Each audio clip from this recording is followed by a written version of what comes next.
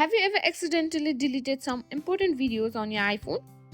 Don't worry, in today's video, I'll show you how to recover permanently deleted iPhone videos, including those from the recently deleted folder. So let's get started. First, open the Photos app on your iPhone, tap on Albums, then scroll down and find Recently Deleted. In this photo folder, you'll find photos and videos that were recently deleted but not yet permanently erased. If you see the videos you want to recover, tap on them.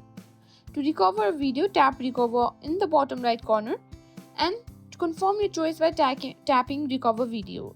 The video will be restored to your main photo library. If the video isn't recently deleted, it might be backed up to iCloud.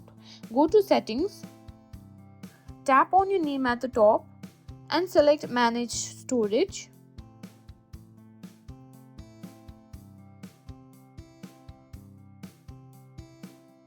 Now look for photos in the list of apps using iCloud storage.